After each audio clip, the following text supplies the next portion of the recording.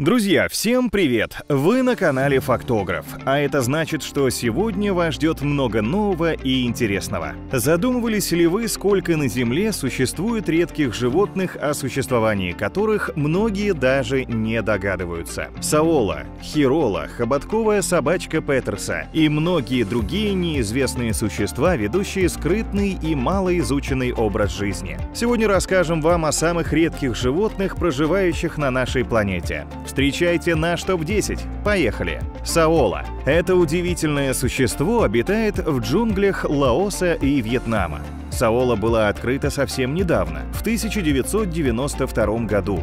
Тем не менее, уже находится на грани исчезновения. Ученые не могут точно подсчитать количество особей этого вида. Популяция саол составляет от нескольких десятков до пары сотен особей.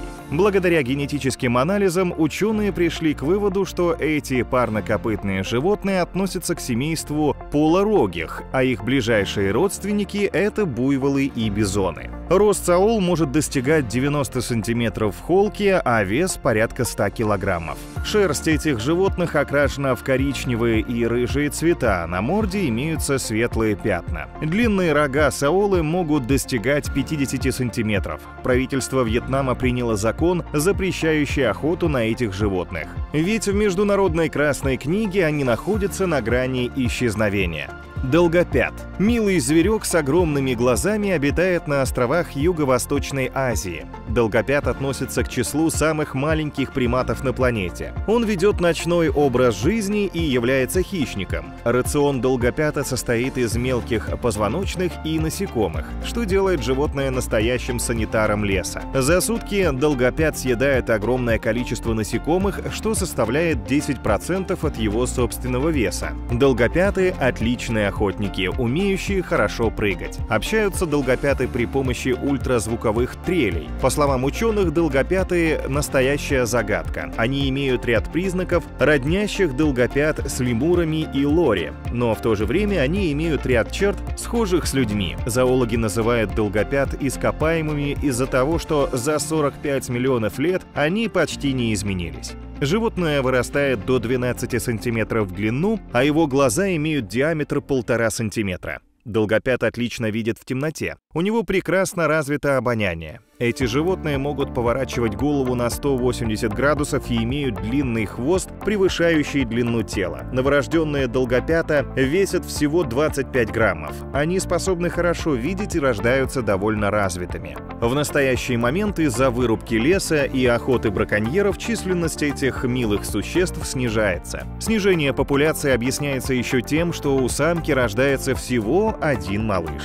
Манул – небольшое животное, похожее на пушистую домашнюю кошку. Это суровый хищник манул. На его морде все написано. Этот дикий кот не любит общество и ведет одиночный образ жизни. Как отдельный вид, манул появился на планете около 10-12 миллионов лет назад. Животное является современником вымершего саблезубого тигра. Манулы смогли пережить саблезубых тигров, не претерпев при этом серьезных эволюционных изменений. Вырастает до 50-65 сантиметров в длину и весит от 2,5 до 4,5 килограммов. Имеет густую и длинную шерсть серого и рыжего цветов, в зависимости от вида. Ученые выделяют 3 вида манулов. Манул обыкновенный, среднеазиатский и тибетский. Обитают в Южной Сибири, Армении, Китае, Монголии, Пакистане, Туркмении, Индии, Иране, Казахстане, на Тибете, в Афганистане, Непале и Киргизии. Сегодня в мире насчитывается около 3000 особей манула. Рацион дикого кота составляют суслики, зайцы, мыши, хомяки, птицы, сурки и другие мелкие животные. Могут питаться насекомыми, ягодами и даже падалью. Манулы далеко не самые быстрые животные, но отличные охотники. Эти животные занесены в Красную книгу Монголии, Китая, России, Казахстана и Киргизии. Отдельное видео про это удивительное животное вы можете посмотреть на нашем канале, перейдя по ссылке в описании. Окапи. Еще одно довольно редкое и весьма необычное животное – окапи. Оно похоже на антилопу, имеет ноги аналоги зебры, а на самом деле является родственником жирафа и имеет на лбу два небольших рога. Обитает это существо в тропических лесах Конго. Питается листьями кустарников и невысоких деревьев, поэтому длинная шея, как у жирафа, у него отсутствует. Окапи не могут быстро ходить и бегать, ведут уединенный образ жизни, встречаясь только во время брачного периода. Первое фото окапи в дикой природе появилось лишь в 2008 году, аж через 107 лет после открытия животного. Окапи прозвали африканским единорогом за неуловимость, так как фотография появилась благодаря автоматической фотоловушке. Еще в начале 20 века окапи были на грани исчезновения из-за истребления животного жителями Конго, а также из-за маленького ареала обитания. Британские ученые сообщают, что если охота на животных не прекратится, то окапи могут и вовсе исчезнуть.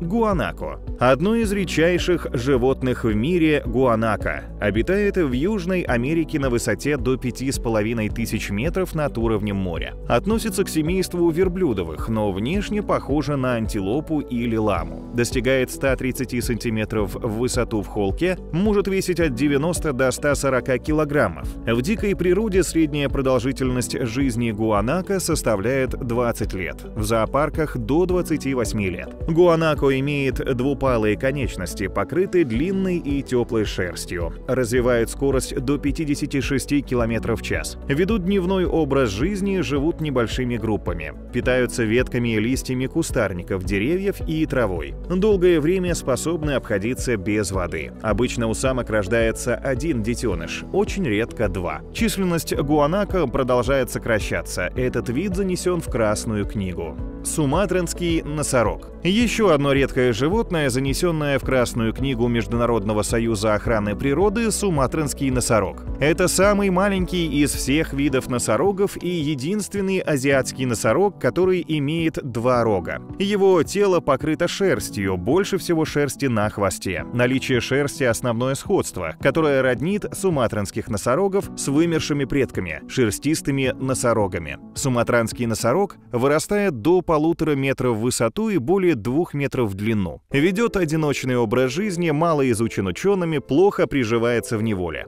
В природе насчитывается не более 300 особей этого вида. Средняя продолжительность жизни суматранского носорога составляет порядка 35-40 годов. Два подвида суматранских носорогов сегодня проживают на островах Суматра и Борнео. Из-за большого количества браконьеров, охотящихся на рог носорога, эти животные находятся на грани исчезновения. Во вьетнамской народной медицине до сих пор считают, что рог носорога способен вылечить рак. Хирола или бубал хантера. Редкое и малоизученное копытное животное хирола обитает на границе Кении и Сомали. Живет в стае по 10-20 голов, состоящих из детенышей, самок и одного самца, который и является вожаком стада. Местные жители называют хиролу четырехглазая антилопа из-за выпирающих глазничных желез, которые напоминают вторую пару глаз. Хирола вырастает до 120 сантиметров в длину и весит около 85-120 килограммов. Хирола отличается длинными, достигающими 60 сантиметров рогами. Именно рога служат главным орудием в поединках самцов. Бубал хантера – второе название хиролы.